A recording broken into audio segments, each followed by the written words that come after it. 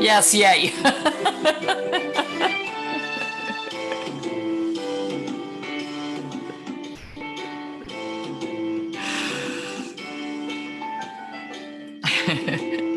Yes, we had a very restful day today.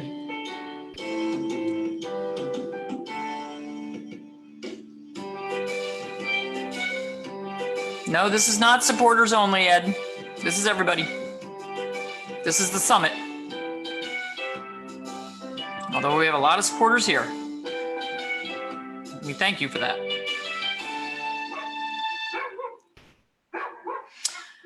Okay, well, welcome to, there's a big delay in what I'm seeing, so it's a little weird. Welcome to the Natural Pet Care Summit. We hope to have an amazing, amazing weekend. And Hugh and I are going to be starting us off tonight talking about 2020 vision in a virtual world. Hugh, would you like to join me? I would. I absolutely would. It might take a couple of tries to get it lined up just right, because it's a little slow. We'll have to wait and see where we are.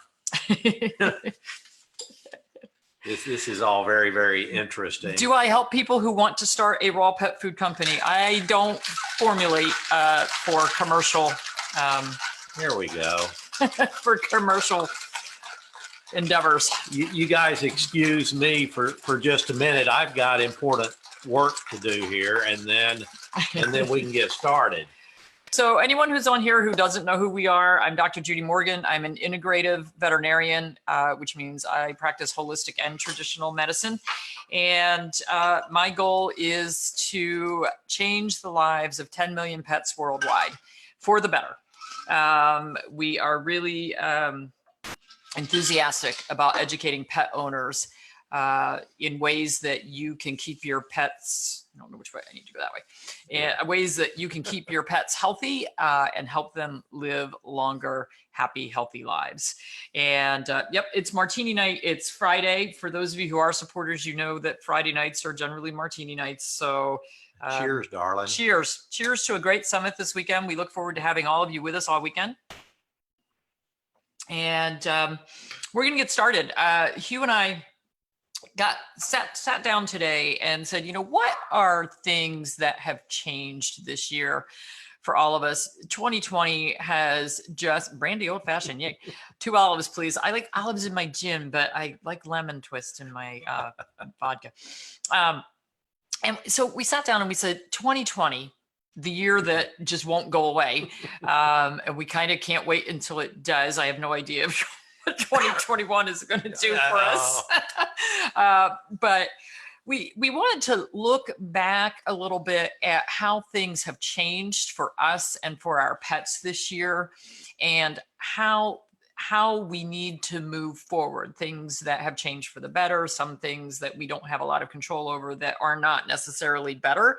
But you know, things that we need to do, I can't tell where that is, things that we need to do differently going forward.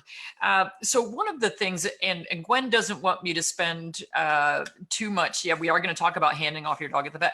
Gwen doesn't want me to spend a whole lot of time on food because we do have a few people that are going to be doing food stuff for us this weekend. There we go. I'm getting closer. I'm getting closer. I'll get us in there sooner or later. Part of this is practice for the weekend. For the weekend, guys.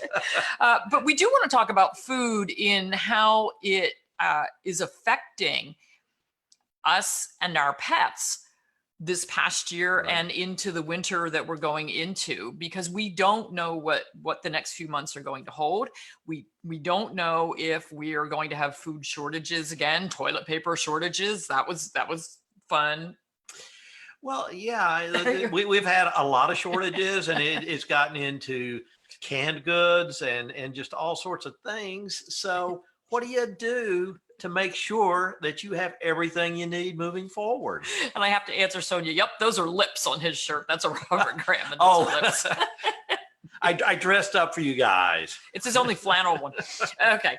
So food sourcing, what are you going to do if we have lockdowns or we have huge outbreaks at the food processing plants, the meat processing plants? What the heck are we doing?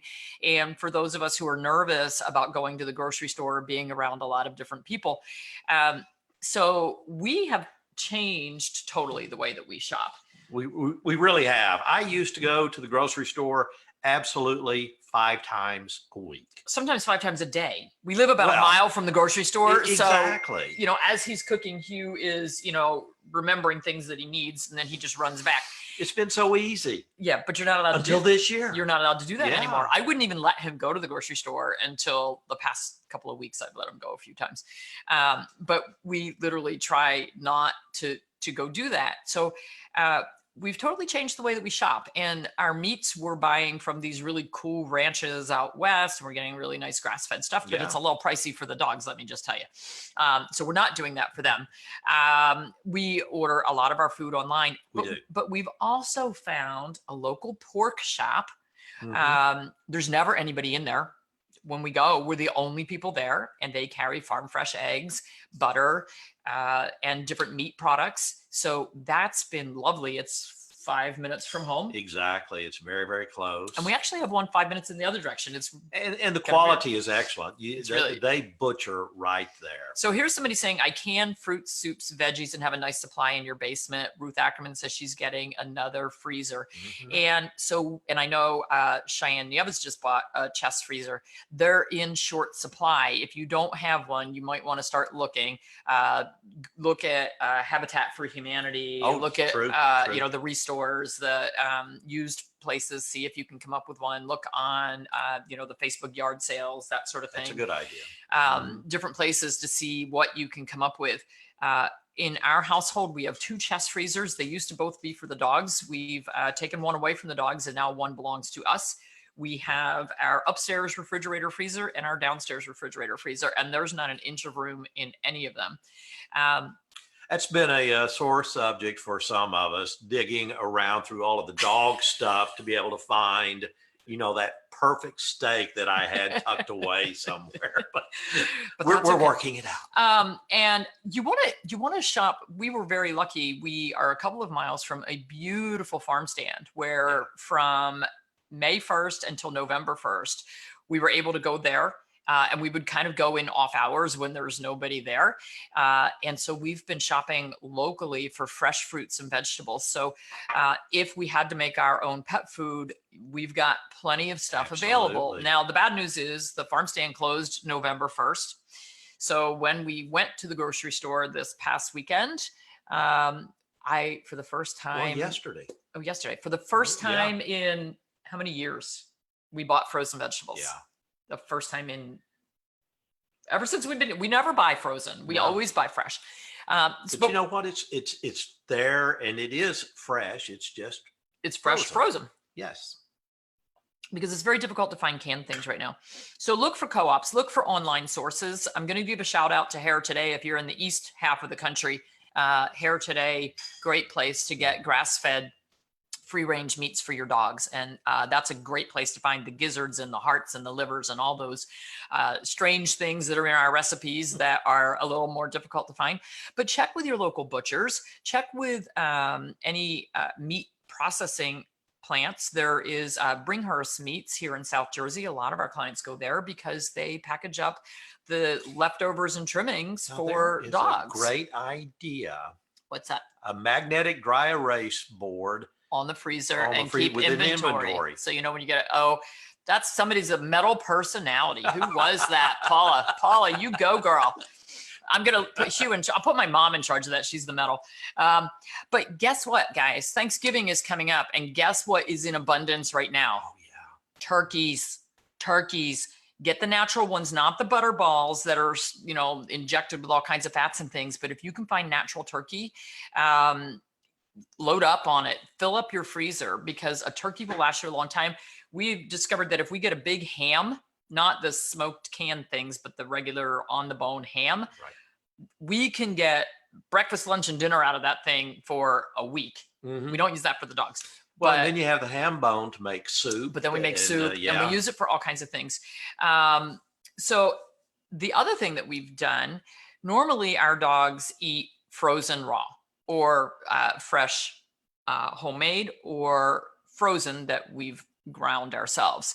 But because I'm concerned about where things are going to be going in the next few months over the winter, we probably have a 6-month supply of freeze-dried raw for the cats and the dogs. And I also feed the cats canned along with their freeze-dried. The cats probably have a year's supply in our back basement. The dogs probably have 6 months of freeze-dried and then probably 6 to 8 weeks of frozen in the freezer. So, this is when you might have to compromise a little bit. You may not be able to get the exact thing that you've been feeding all the time. And guess what? You might not be able to have 100% complete and balanced homemade meals. Get over it. It's okay. Your dogs and cats are not going to die. And guess what? If the only thing you have available is eggs for a week, they can eat eggs for a week. I did an interview last year with Emma Rutherford, and she said she was helping a woman who she was a widow. She had no money until the equivalent of Social Security in Europe came in. And she had very little in her cupboard. And so Emma went to her house and said, well, what have you got? Let's look through the cupboards. And she found a tin of sardines, and she found, she had some eggs, and she found a couple things. And she said, well, we can make this work. We can get food for your dog for the next week out of what we've got here in the pantry. And maybe like us, you don't normally feed your pets rice or pasta or grains. Well, guess what? In a pinch, mix it up, make it up. That this reminds me of a story. Okay. About 10 years ago, we hadn't been together for a very long time, and we took a trip down to San Antonio to meet all of my family and introduce Judy to them and all of that sort of thing. And we were at my brother's house, and they were having a little bit of trouble with one of their pups not eating as well. Senior dog. A senior dog. And they were just really concerned and asked Judy for a little bit of input. And what did you do? I said, what do you got in your freezer? And his sister-in-law, Kelly, she was so funny. She said, oh, I've been meaning to clean out the freezer. I said, and meanwhile, we're trying to make a big family dinner. Everybody's working on people food. And I was like, oh man, you just gave me the license to go do what I love to do. And so Kelly and I went over, and we left the men to do the people cooking. And we went over and opened the freezer, and I started pulling things out. And she's like, oh, that's old. I got to get rid of that. That's old. I said, you're not getting rid of anything. We're putting all this in a pile, and we are making meals for your dogs. And so she and I spent the next couple of hours putting things together, making big pots of stews. And let me tell you, her dogs did so great. That old dog lived a couple more years, and the other one was a puppy, and I think it was like 6 months old. And I think after the old one died, they were like, this is a lot of work to make dog food, and I think they went back to, to their own ways after that. But it was fun, and they were amazed that we could just do that. And the thing is, well, at the drop of a hat too, right? If you're desperate, anything in a pinch. And yeah, stock up on dry goods. We have tons of beans. We have tons of pastas, rice, tons of different wild rice, brown rice, white rice, tons of different things. Don't worry about it not being balanced, guys. I can tell you right now, if you do not feed your dogs a balanced diet from now until May, they're going to survive. They're going to survive. Yes. I saw patients in my clinic every day that the clients would come in and say, I've been making my own meal. I did a consult with somebody the other day. For about 8 years, her dog ate chicken and rice. Absolutely not balanced. She didn't give it anything else. So they're amazing. They'll survive. They'll get through it. Look at people. There are people in third world countries. There are people in this country who are in food deserts, who don't have access to fresh foods, who don't eat balanced meals. And it's dried beans cooked okay for dogs. Yeah, kidney beans are actually a very good blood tonic. I don't feed the starches to our dogs, but if that's all I had, believe me, That's what I would do. So don't worry about getting it perfect. Something you might add to your stock for the just in case, something like the Carnivore Florafor. It's on the website, but it balances a homemade diet. It's a sprouted mix. I forget what it is. It's lentil, barley, and flax sprouts, I think. Yeah, I Gwen, think so. Gwen can post a link to it. But you can put a couple of scoops of that in there, and it's going to give you the vitamins and minerals and enzymes and probiotics that you need to balance the scrambled eggs with sardines. So whatever it takes, you have to be a little bit flexible over the next few months. And that's something that 2020 has taught us for ourselves, for our pets. One, plan ahead, and two, be flexible and be creative. Be creative and don't stress. Don't worry about it. Just know they're happy with anything you put in the bowl. Like literally, make them a bowl of oatmeal.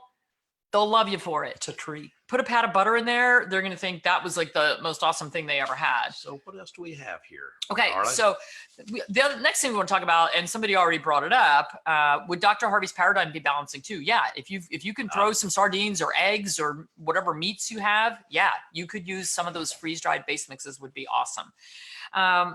So the next thing we want to talk about is this, hi, Gab, this whole telehealth.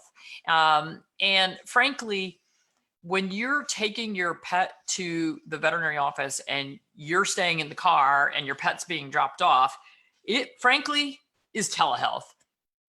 The only good thing about that is they actually get to put hands on your pet, but you're still talking to them on the phone. And I can tell you that I have had people contact me and say, look, I just need a health certificate to get my pet on an airplane. And I called my vet and they said it's a 4-month wait to get in the office. Well, if you need to get on a plane next week, that's a bit of a problem. There is absolutely a veterinary shortage. I read a great article on it today. And that article stated that many baby boomer generation veterinarians, I'm one of them, retired this year, partly because of COVID, and partly because of things that have changed in the field. And the new doctors, baby boomers, we were a generation of workaholics. And I mean, there were years that I put anywhere from 80 to 100 hours a week into my clinics and my work. And some recent years. And I don't know that I want to say that they're smarter. I don't know, but the generations that are coming out of the vet schools now, they are not willing to work 80 and 100 hours a week, which is good for their mental health. And it's good for their family health, because many of us, raising our kids with nannies and babysitters, maybe that wasn't the right way to do it. I don't know. My kids turned out okay, thankfully. And it's so funny because they say to me, well, we're kind of glad you made us so independent because we're pretty capable of taking care of ourselves. But I don't know if that was the best way to do it. But anyway, we've got these veterinarians retiring who worked 80 hours a week. And now we've got veterinarians coming on that go, yeah, I'm not going over 40 hours and I'd really rather work 30. So it takes 2 of them to replace one of a lot of the ones that are retiring. But besides that fact, there's just a shortage in general.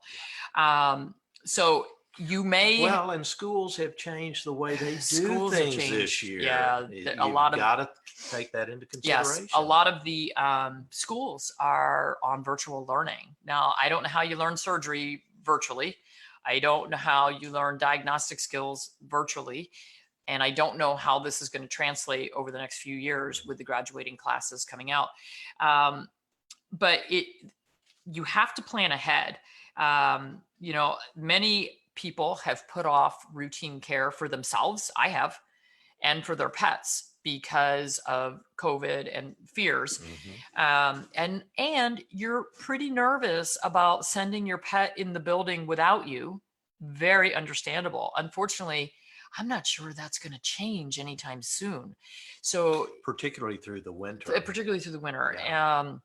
So if you have not taken your pet, and I'm not talking about routine vaccines, I'm talking about a checkup, an exam, that lab work, making sure that even though they look healthy on the outside, that they're healthy on the inside. It's really important. I feel like a hypocrite because I don't do this for me. Well, it is a little bit different for us. We still have to go into the doctor's office. We still have to interact with And the we age receptionists, more the slowly. nurses. We And age more do. slowly. If you think about our pets, they're Mhm. aging 7 times faster than us. Right.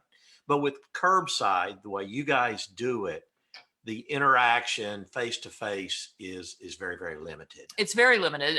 When the weather's nice, sometimes I would go out in the parking lot and stand 6 feet away and talk to you while you sat in your car. Yeah, from the client perspective, it feels like veterinary medicine is business now. Really miss the old time baby boomer vets. Our pets are not widgets, but are living, breathing, sentient beings. I totally agree with that, Donna. That's very well stated, actually. So here's how to navigate COVID curbside veterinary medicine. And those of you who follow me every day, a lot of you have heard this, but this is extremely important. Some veterinarians actually have on their website, so check their website before you go. Many of them have on their website a form that you can fill out ahead of time that states who your pet is, what their problem is, what you're there for, what you want done while they're there, what you don't want done while they're there, what they're eating, what medications they're on, what supplements they're on. We put it on our website. Not very many people filled it out, even though our receptionist would, and I can't say that they said it all the time, but they would say, hey, there's a form, go fill that out. What I would say to clients is make your own form. So before you head off to the veterinary office with your pet, prepare a list. That list should have what medications your pet is on, what diagnoses your pet has had in the past. Do they have heart disease? Do they have a heart murmur? Do they have, are they limping? Do they have arthritis? Anything that you know of your pet's history, you need to put on there. Vaccine records, when they last had things, when they're due for things, whether or not you want any of that done. Do they have any allergies to anything, particularly if you're going to a practice that you haven't been to before because you can't get into the one that you've been going to. Right. It is a huge problem right now. And heaven forbid you're going to an emergency service and you need to have that stuff ready. You need to have that ready. So I will tell you, my mom is such a metal personality, and metal personalities make me absolutely crazy because I'm not one. And there are some things about a metal personality that I totally wish I had. When my mom was my dad's caretaker, and anytime the EMTs would come, he had a doctor's appointment, whether it was neurology, urology, cardiology, GI, whatever it was, she could pull out of her purse a typed up list of every medication he was on, what time he got them each day, what his general routine was. All of that was printed up, and she just had probably 100 copies of it. And everywhere we went, she just handed them out and said, look, this is what he's on. This is what he's taking. You need to be that prepared. You need to be that person. And what I would highly recommend, because things have changed so much, when your pet has lab work and they call to give you those results, say, email or fax or mail me a copy. Keep a binder for your pet. Have copies of all your lab work, all of your medical records.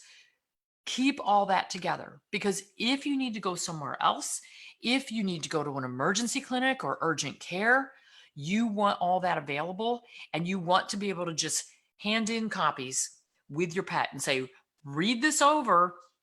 I don't want you to do anything. And then when you're there, on that piece of paper, it needs to say, do not give any injections, any vaccinations, any medications without talking to me first. You would be amazed at the stories I have heard during this curbside. People getting their animals back and going, oh my gosh, they gave 5 vaccines while my pet was in there. That's not what I was here for. I was here because he was vomiting. Oh my gosh, they gave him Bravecto while he was in the building. They saw a flea and they gave Bravecto. What were they thinking?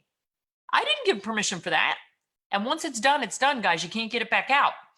So make sure that is written on, it's sort of like your DNR form or your, go the whole 9 yards form. Exactly. Have all that stuff there. Have it all available.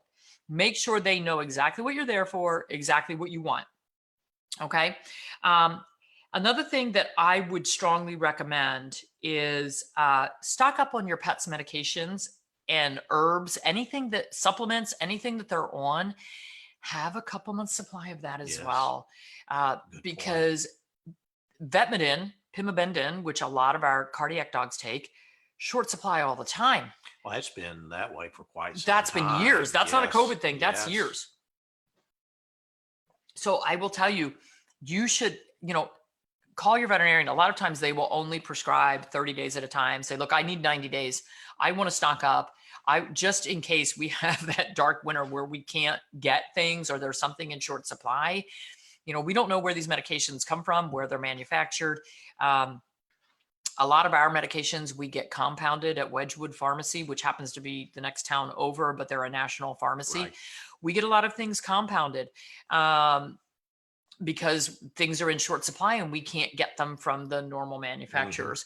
But again, I would say we have at least a 3 to 6 month supply on all medications because everybody in this house, pet wise, is on a lot of stuff. Well, not the cats, but everybody else. So make sure that you're planning ahead. We don't know if deliveries are going to be slow. We don't know if medications are going to be on back order or hard to get. So make sure that you are having, let's see, I made a picture and notes of everything I feed my dogs and have it in my kitchen cabinet, just in case. Really good idea. Yes. I would also recommend, just in case you get sick and someone else has to take care of your pets, print out a list. This is what they eat. This is when they eat. This is where they eat. These are the medications and supplements that go in each meal. Have them easy to find. Have things ready to go.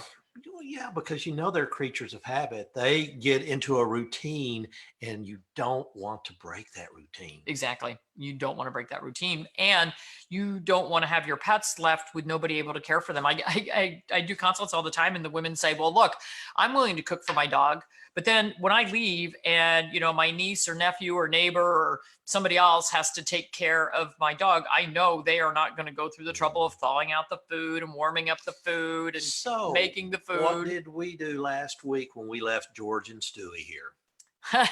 So I was going to say have freeze dried or something where all I have to do is add water or make it easy for them. But what we did, we have little itty bitty, I don't know if they're Rubbermaid, Tupperware, Glad, whatever, but little tiny containers from the grocery store. And my mom took care of Stewie and George while we were away. We pre-portioned into their little containers, their breakfast and their dinner, put all of their medications, all of their supplements in their little container. We labeled them AM and PM with their names on them. We stacked them in the downstairs refrigerator and said, Mom, all you have to do, breakfast, you go get one for each, add hot water to it, because some of it was freeze dried, some of it was thawed out, frozen raw.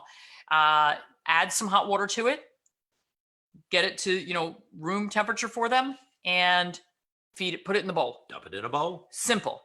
So have a backup plan. Have something that is easy. If you're like us and you have pets who are on a bunch of medications, have all that measured out. You can get those little pill containers, by the days of the week with an AM and PM. My mom had one of those for my dad. It actually had 4 different times of the day. And she, on the first of every month, would sit there and fill the little containers for 30 days. And it took her a couple of hours to do it, but it made it easy. If she had to have a sitter for my dad, there was an alarm that would go off that told the sitter, oh, time to get medication. They would go over to the thing, find the one for the right time, the right day, dump out the pills, hand them to my dad. So you need to make sure that there's always a backup plan. Exactly. You don't know what could happen to you when you walk out the door today. When we were 15 months ago, we were in Vegas and I passed out on concrete and cracked my skull. I was extremely lucky. I was down and out for about 24 hours and I didn't die, which I found out like 70% of the people who do that die. So I think that means I have a lot more work to do here on this planet. You do. I do, for all of you and for all the animals. But that was one of those that could have been a disaster. And if we didn't have backup plans, it would have been a mess. Yes. Would have been a mess. Absolutely. Okay. So, all right, enough on that. So other things that we have learned this year, we might be locked in, but it's still critically important that we continue to exercise, get outside, exercise our pets. One of the things that I've seen this year is that many people have stayed home and working from home. Their kids are being homeschooled, and the pets are like, woohoo, we've got all these people at home with us all day. This is phenomenal. Exactly. And a lot of people are adopting, fostering. So there's a lot more pets. And that's part of the veterinary shortage as well. A lot more people have pets that didn't have them before. A lot of people have more pets than they had before.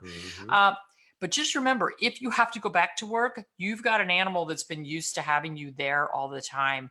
And so if you know that you are going to change from at home to back at work, make sure you prep your animals for that. There may be some anxiety, some separation anxiety involved. For both of you. For both of you, yes. So just make sure that you start prepping that ahead of time, getting them used to spending some time alone, whatever your transitional period is. And I'm not going to go into all the different ways to transition them, but you need to get prepared for that.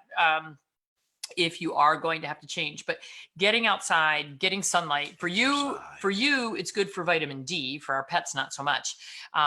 Fresh air, good for everybody's lungs, yours, theirs, everybody's concerned.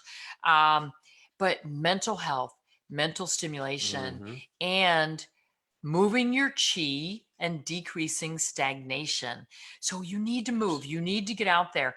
For our pets that can't walk, like Shayna, she can walk from the door to the end of the driveway, but she still needs to get out. She still needs to get about. She needs that mental stimulation. So we have a wagon. We pull Shayna in the wagon. She loves it. And she loves it. She stands in the wagon the whole time. I wish she would sit down, but she stands because she wants to see what's going on. And she's totally engaged. And if she sees another dog, she barks. If she sees people, she's wagging her tail. She's engaged. So even for, I see a lot of people with like basset hounds that can't walk anymore. They're dragging them around in wagons. A friend of mine had a bulldog, an American bulldog, so 60-pound dog. She bought a humongous stroller that she pushed that dog in. We have strollers for our dogs too. So don't be embarrassed to be that mom or that dad who's pushing your dog in the stroller. I can tell you when we go down to our local park, which is a few blocks away, so we walk down there a lot, and we take the stroller or we take the wagon with the dogs. People love it.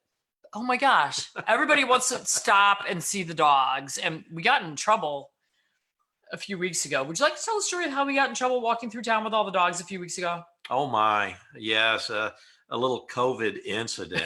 I guess we were going down one of the streets that we normally walk around with. I think we had at least 3 or 4 I think we had 3. The spaniels with us. And all of a sudden this little boy comes tearing across the street. Oh, I've got a Cavalier. I've got a Cavalier. Can I pet your Cavalier? And we said, of course.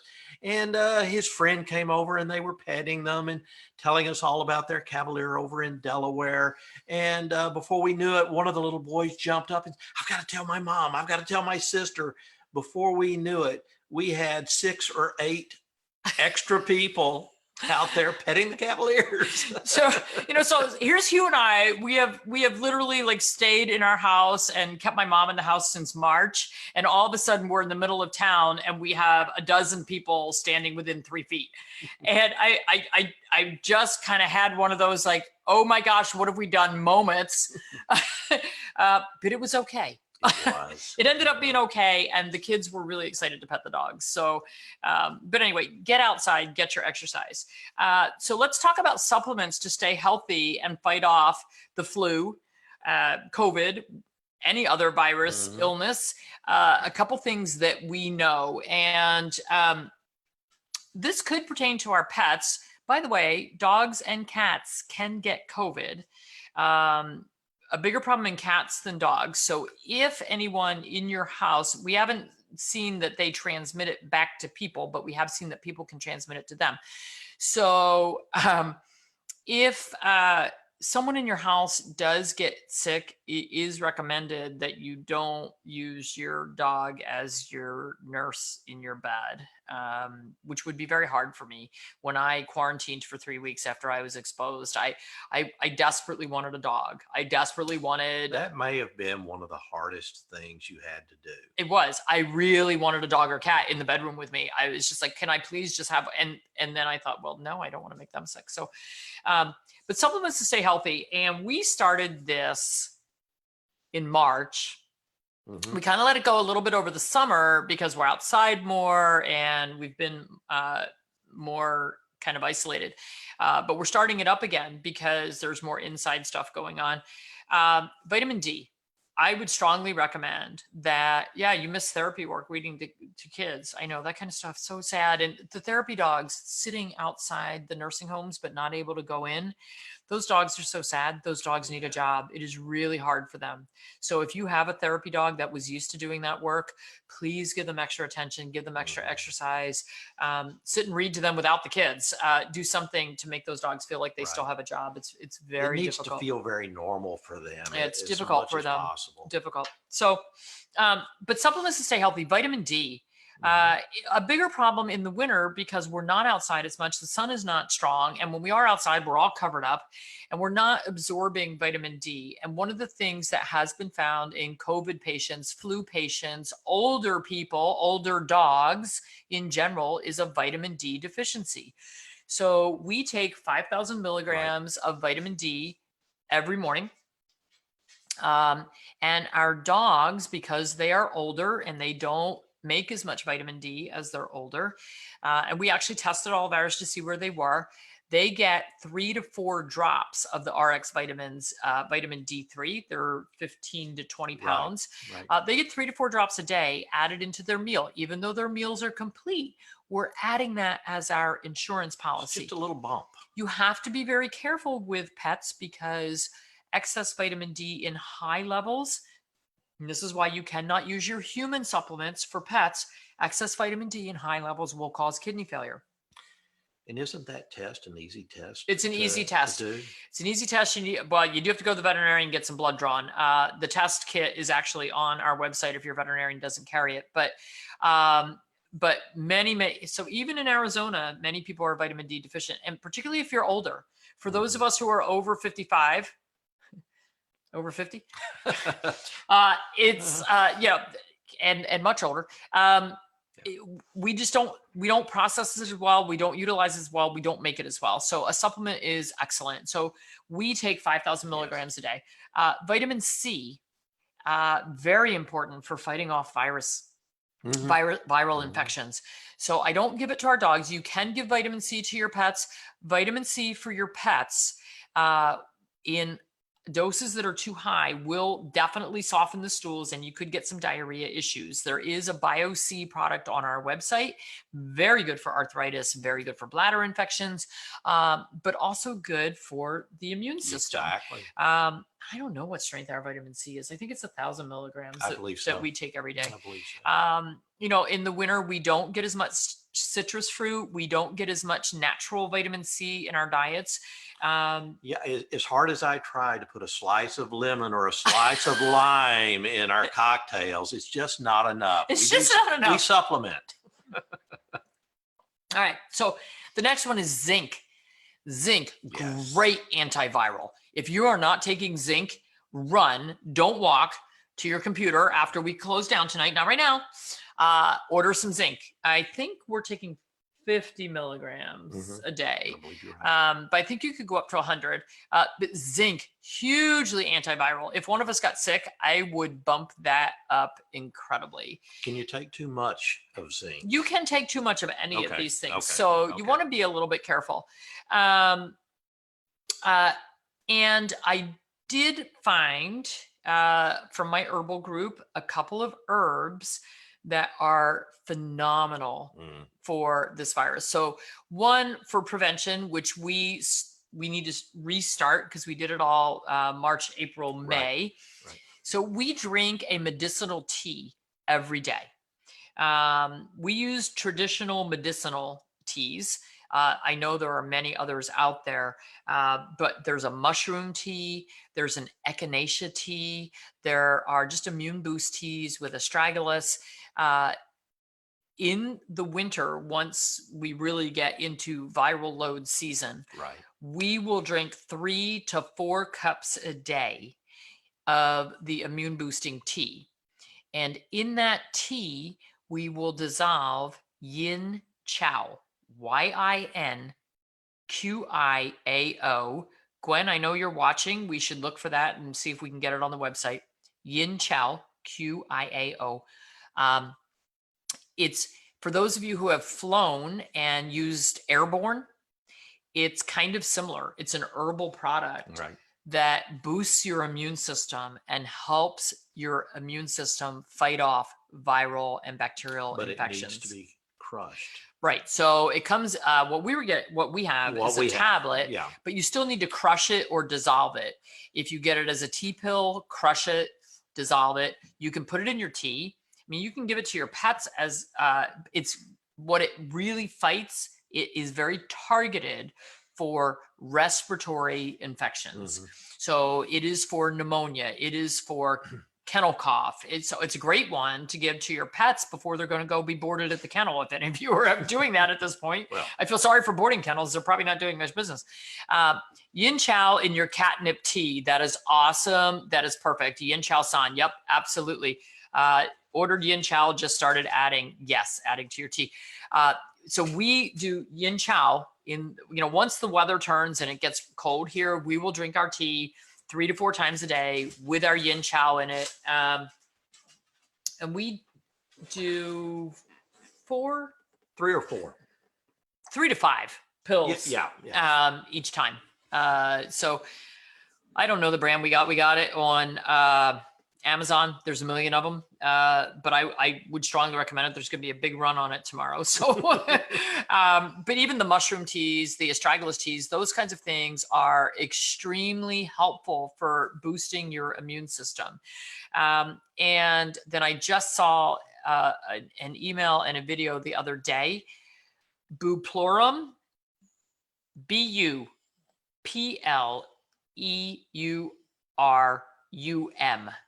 Buplorum is a huge antiviral against COVID.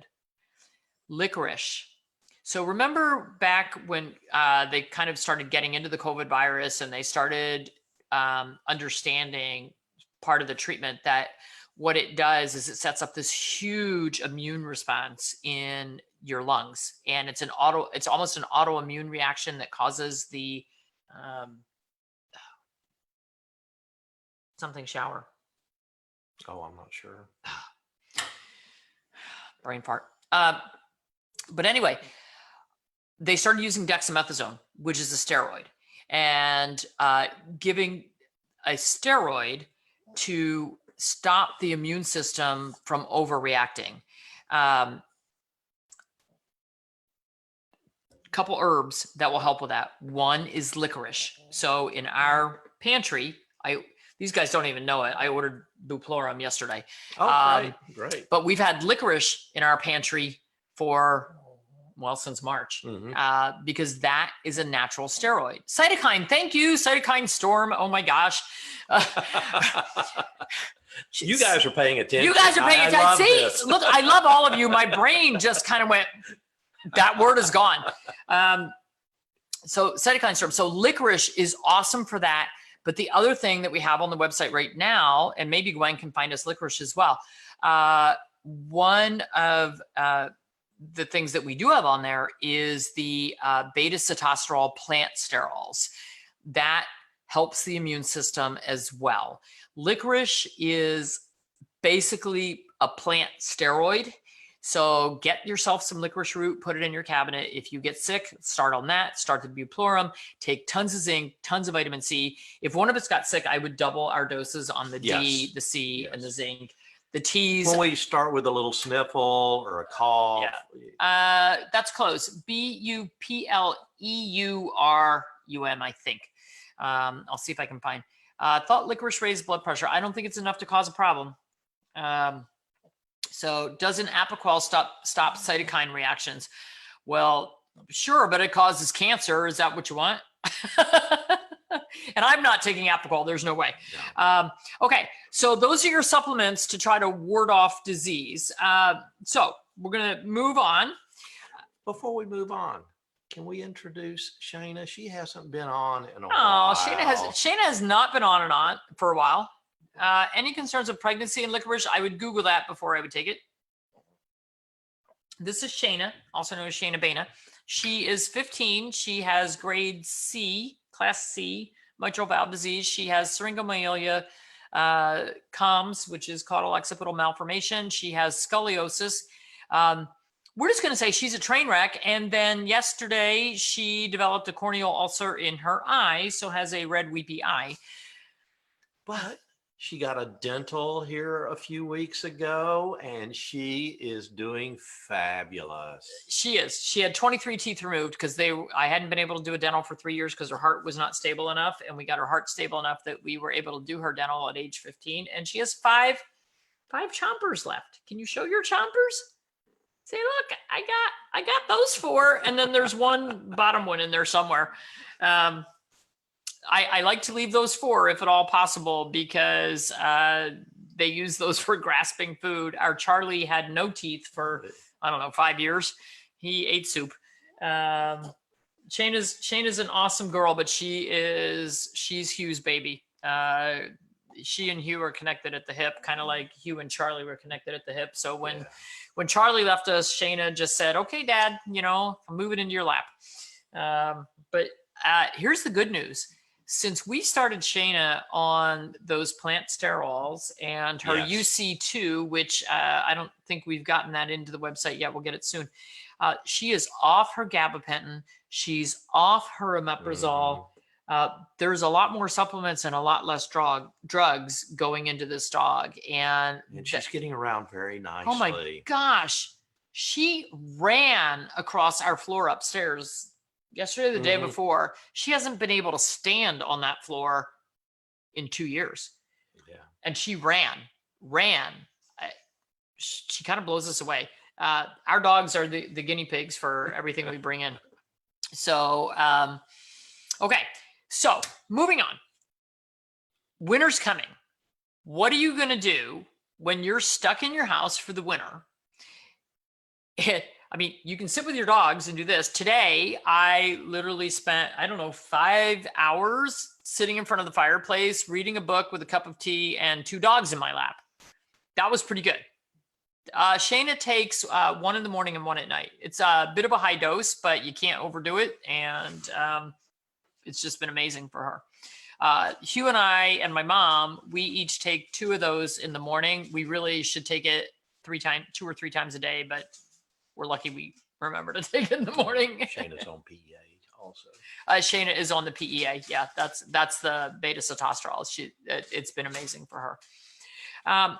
So what are you going to do all winter? Take up a hobby. I mean, play cribbage. There you go.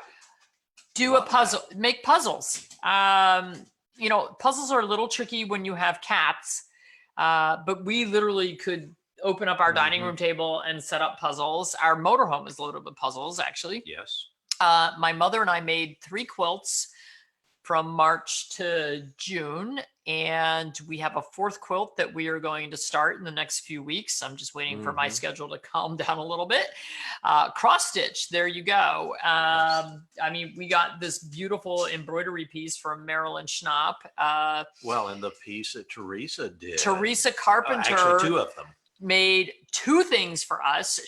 I was looking for someone who could crochet this cow blanket for Gwen for the baby. And Teresa said, oh, I used to crochet. Maybe I could figure out how to do that again. And I sent her the link. She got the pattern. She made the cow. And she said, oh my gosh, that was so much fun. Would grandma like to have the horse blankie for her house? And I said, are you kidding me?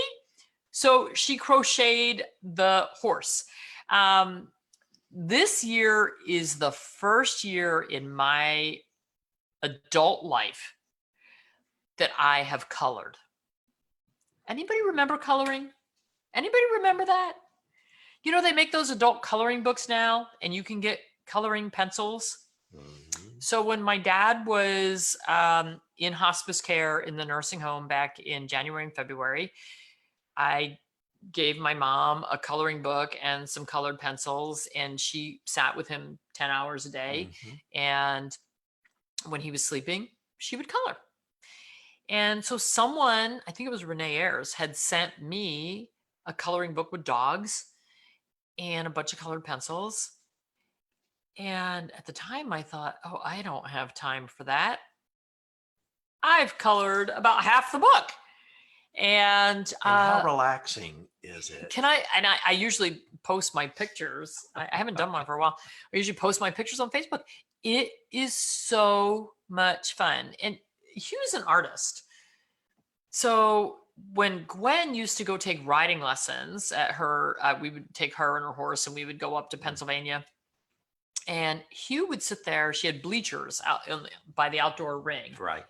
And so I would be all engrossed in what Gwen was doing in the arena and seeing what the instructor was saying. And Hugh would sit there with his little book and his little, marker. And he would sketch what the barn, the horses, the pastures. And I was blown away. I'm like, why do you not do this for a living? Wait a minute. Why are you not selling artwork? His pen and inks, I just got to tell you, they're like the most amazing things. He started a painting of little Georgie.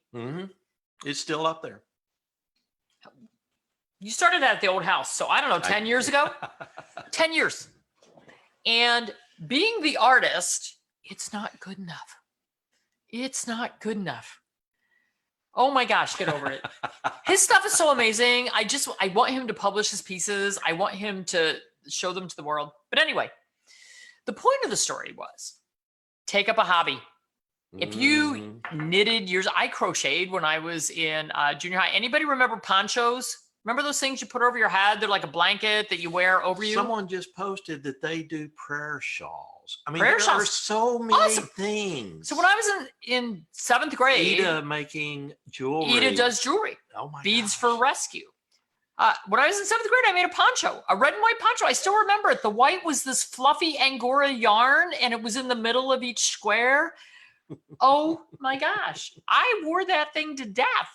So need one of Charlie. There you go. He's amazing. You guys, you all hassle him. Could you email him? Oh, my ponchos, yes. Could you all email him and tell him to show his artwork? Because it's freaking amazing. It is. You know what? I'm going to find his sketchbooks. I'm going to take pictures of those, and I'm going to post them. There you go. We'll. I'm going to out him. I'm outing him right now. Okay. So we're going to take up a hobby. We're going to exercise and get outside. Yes. We're going to take our supplements. We're going to stock up on some food. I've taken up baking. The things that I have learned how to bake that I never knew how to bake, because Hugh does the meat. Like, he's the meat guy. He has to cook all the meat. Yes, I do. I'm good at veggies. I'm okay with starches. And I am great at desserts and breads, which is funny because I don't like to eat those, but that's what I do. Let me tell you about the fabulous donut that I had for breakfast this morning. Oh, but it wasn't really a donut. It was a cruller because I don't have a donut pan. Yes, but it was the apple cider with the sugar and cinnamon on the outside of it. And with your hot cup of coffee, it was beautiful. It was good with coffee, I have to say. I like Sulux. Drinking wine is a good hobby. So you've all seen my t-shirt that says liquor is the glue that is holding this 2020 shit show together. And that is absolutely my belief. And, that's probably not the healthiest way to deal with this. But some days, like yesterday, some days. It allows you to be well-rounded in this life. Oh, my recipe. The apple cider donut recipe, I can post it. It was from the New York Times. I don't like the New York Times, but I like their recipes. Okay. So reflections and lessons learned in 2020. Appreciate every day. Yes. We lost 2 family members this year. Hugh's mother to COVID, my father to Parkinson's. And my dad was February and Hugh's mom was March. It was early in the year. We lost Charlie on the second day of the year. Right. We lost Scout on the fourth day of the year. Yeah. 2 days apart. Count your blessings every single day. When you wake up in the morning, have an attitude of gratitude. This morning, I woke up and I had such a bad day yesterday. I could not, I was struggling to find positives for yesterday. Actually, my big positive yesterday was my supporters and fans. You guys were so awesome. And I woke up I've been waking up between 3 and 4 every morning. This morning, it was closer to 5. I looked at the clock and I literally put the pillow over my head and said, I am not adulting today. I'm just not doing it. Because when I woke up, the first thing I saw was what I saw on Zoom last night, which was not happy, was not good. And I said, okay, I need to change my mindset. How do I do that?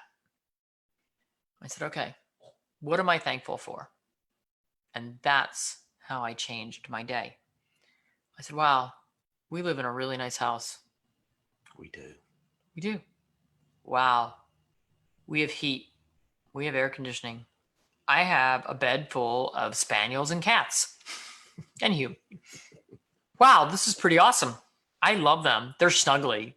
Like, if I give them a belly rub, they're like right there. Like, I can give you whatever you want. I love the belly rubs. Absolutely love them.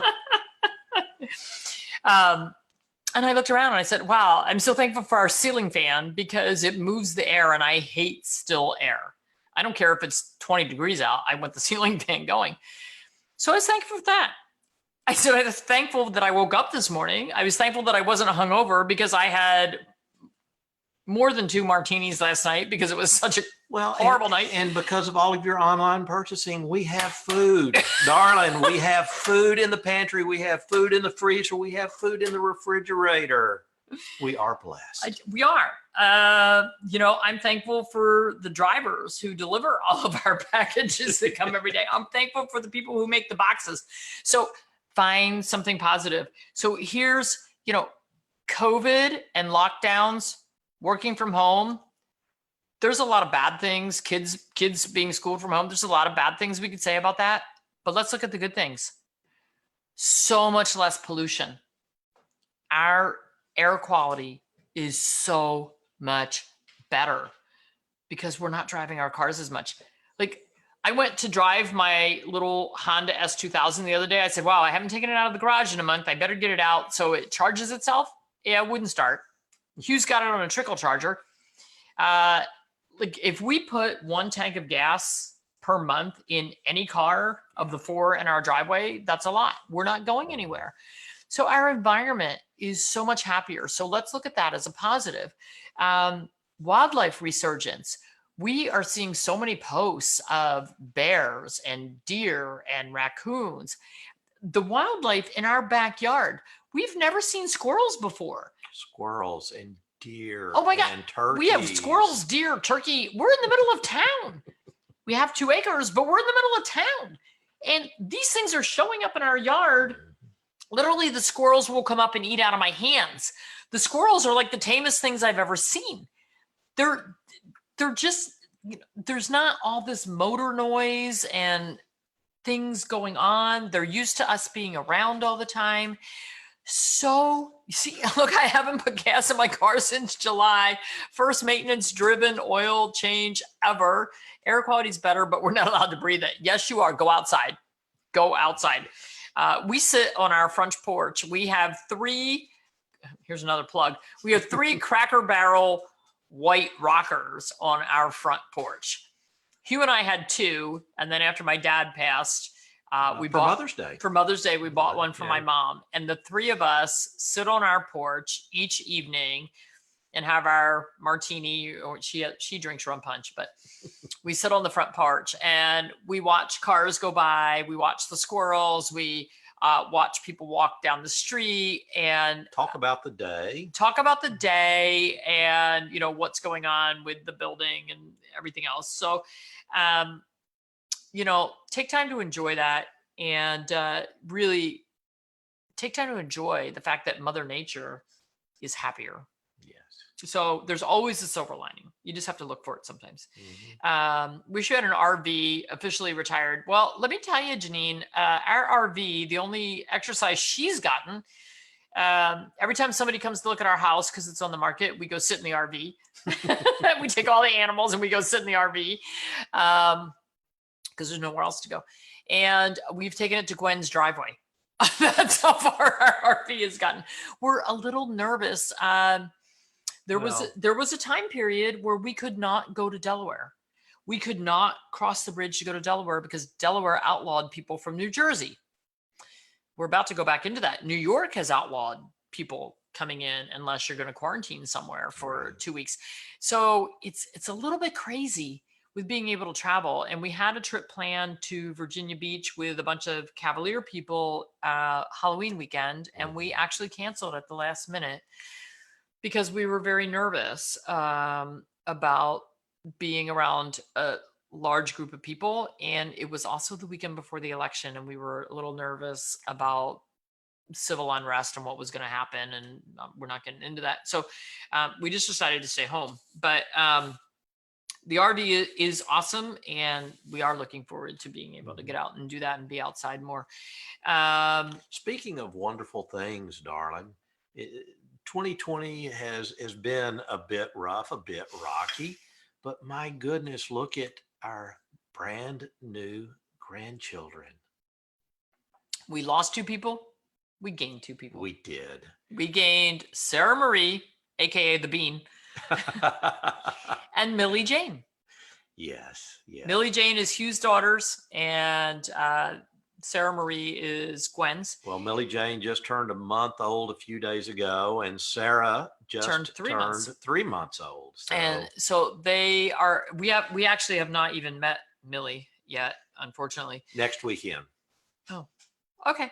News to me. But that's great. So, it's a year of transitions. I retired from clinical practice 2 weeks ago. That's a very weird thing for me, not going to the office.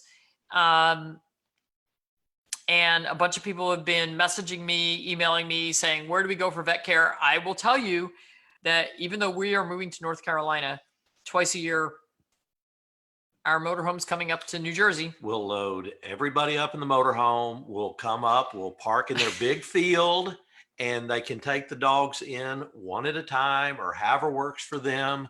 But we've got this covered. So twice a year, they're coming up. They're getting their blood work, their physical exams. Dentals if they need them, whatever. I haven't found a clinic in North Carolina that I like enough yet, at least by their online presence. Well, how many did the Torrances bring up for their last visit? They brought their 5 or 6 plus 2 or 3 fosters. Yes. And they're outside of, they're in Maryland, but outside of DC. And we have a lot of clients that come from many hours away. Right. But Gwen has not found a holistic practice that she likes. Yes, I am doing my virtual consults. They are still totally available, and you can schedule them through the website. But I have not found a practice that practices the kind of medicine that we like down there. And Gwen has not found one, and she's been there for 5 years. We're right outside of Raleigh. We are going to be in Wendell. So Gwen has been driving her pets up to New Jersey, and we will be driving our pets. I guess we'll be taking all of Gwen's pets on our long journeys. It'll be an adventure. It's going to be an adventure. We're just going to camp in their parking lot. No, I do not want to start over. Veterinary medicine is not the same as it used to be. It's not near as much fun, especially with COVID. Well, and you've got other plans. And I have other things. So our transition, we moved our warehouse to North Carolina a year ago in January to enlist the help of Gwen and Brandon. And they've been amazing. Totally amazing. Because, as I said, my goal is to affect the lives of 10 million pets worldwide. And I can only do that if we can grow the platform. And so that's what they are helping us do. So we're excited about that. We're also really excited about being grandparents and helping babysit baby Bean so that Gwen and Brandon can work on the business. There are ulterior motives here. but we bought 23 acres and we're planning on being homesteaders. I got my seed catalog, which is about this thick, in the mail yesterday. What a gorgeous catalog. Oh my gosh. I'm so excited. I think that that seed catalog is going to be, remember, so for those of you who are older, do you remember, oh my gosh, I remember going to my nanny's house and she always had the Sears catalog that was like this thick, and all the cousins would gather around and we would get out the Sears catalog and we would circle things and turn down the corners, everything that we wanted for Christmas. Of course, it was like 7,000 toys. But we would pore over that Sears catalog for hours. Well, the seed catalog came. Oh my gosh. We started looking, it came in the mail yesterday and I opened it and we all stood around the kitchen counter for literally a half an hour like, oh my gosh, look at that broccoli. Look at those beans. Look at those flowers. It's nuts. If ours will just turn out as great as the pictures in the catalog. I know. I want the ones that say guaranteed to grow. You can't screw this up. But I'm really excited about it. I'm excited about, we made some of our own tomato sauce and things this year, and we're making our own bread and those kind of things. And I'm so looking forward to having a huge garden and learning how to can and doing a lot of freezing. I might just have to have 40,000 freezers because I'm good at freezing. I'm not so good at canning. I don't know how to do that yet. So, it's a different year. You're a retired horticulturist. Can you come help us with our garden? Spent hours going through the Sears catalog. I know the Sears catalog was so awesome. And JCPenney, I never got the JCPenney one, but JCPenney, Montgomery Ward. whole seed catalog. Is that the one we got? It's right under there. This catalog is so awesome. Hugh ordered it like a month ago. Yep, the whole seed catalog. Look how thick that thing is. Oh my gosh, it's gonna be awesome. So yeah, can't wait. And I said to Hugh, you're gonna have to restrain me because we're trying to watch our finances now that we're retired. We don't really have the clinic income anymore. And yeah, same. Canning makes me nervous. Got a second freezer. Because I'm looking through this catalog, and yes, they're only like $4 a pack for seeds. But when you order like 700 packs, and then you got to plant them. Thank God we have a lot of pony poop. Okay. All right, guys. So I'm supposed to talk about what we're going to do tomorrow. Tomorrow morning, 10 a.m., Maria Ringo, the road to health is paved with good intestines. I love it. I'm assuming we're going to be talking about microbiomes and probiotics and prebiotics. Maria's an expert in that. She's a homeopath. And how incredible is she? Oh my God, she's amazing. We've had her on before. She's just amazing. Yes. 1 p.m. Get Schooled, The Truth About Pet Food with Susan Thixton and Cole Harrington. They have warned us that there might be some swear words involved there.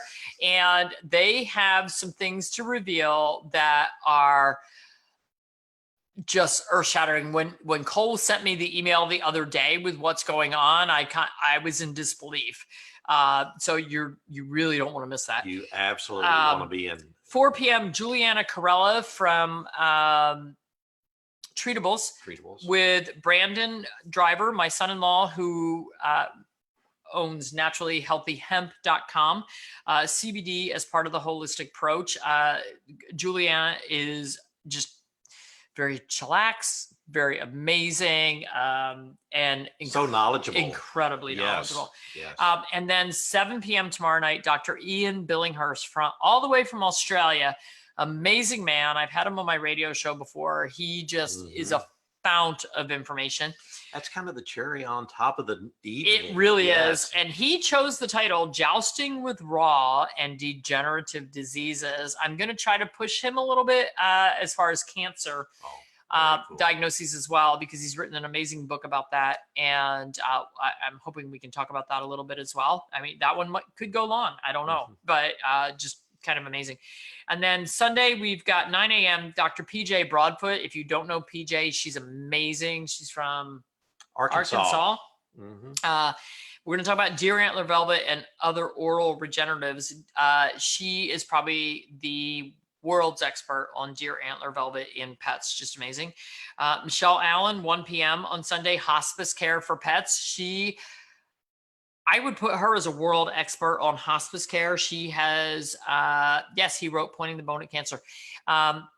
Michelle knows more about hospice care and really self-taught than most hospice care people out there. Just amazing. And we'll talk about their new book that's out as well. And then Dr. Jean Dodds will round us out on Sunday afternoon at 4:00. Testing for and treating thyroid disease. I would say she is the world's leading expert on thyroid disease. She's just amazing.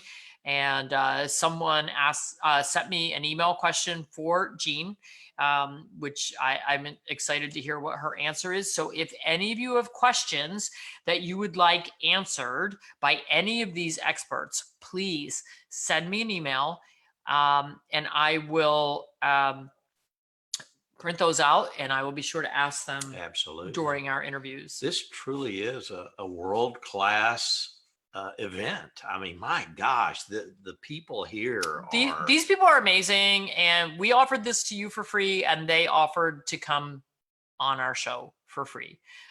They're amazing people, and I kind of like to think that what you give back comes back. It does.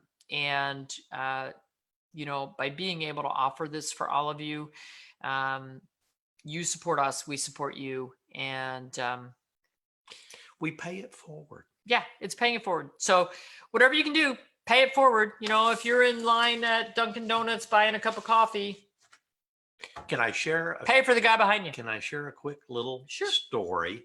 That reminds me, I had to go to the post office today to send off a registered letter, and went through the whole process of getting the stamp on it and the receipt and the whole 9 yards. And it came up to be $4.10. So I handed the clerk a $20 bill, and she said, "Don't you have a dime?" I said, "No, I think I took all the change out of my pocket." This little old lady standing behind me with her mask on also said, "Wait a minute, I've got a dime. Can I loan you a dime?" And she handed her dime out and she said, "You've got to hear the rest of the story though." She said, "I was at the pastry shop a couple of days ago and my bill was $20.10. All I had was a $20 bill and a $10 bill. Someone loaned me a dime." Oh my gosh. That's what it means, folks. That's what it means. There you go. A dime. There you go. Okay. With that, we're going to sign off. Everyone, he didn't tell me that story. I didn't go with him to the post office today. Do you want some music? I don't know. Can you give us music? I can. So when we asked our friend Vince, what's Vincent's last name? Vincent James, to write this music for us, we said, "Vincent, the only instructions we can give you are think of puppies and kittens rolling in the grass and playing and being happy and having fun." And that is where the music came from.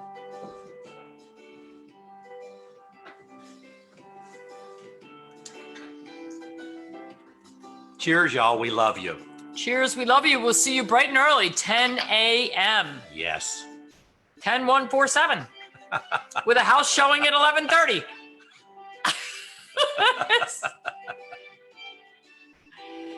We just hit 1,000 comments. You guys are awesome.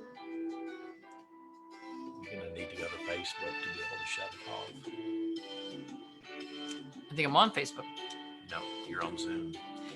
No, I'm on Facebook. Oh. I don't know how to turn us off. I'll figure it out. Oh, you'll be fine. Yeah, there you go. Maybe. Click back on it. It should be down. Scroll. I think I have to go to Zoom.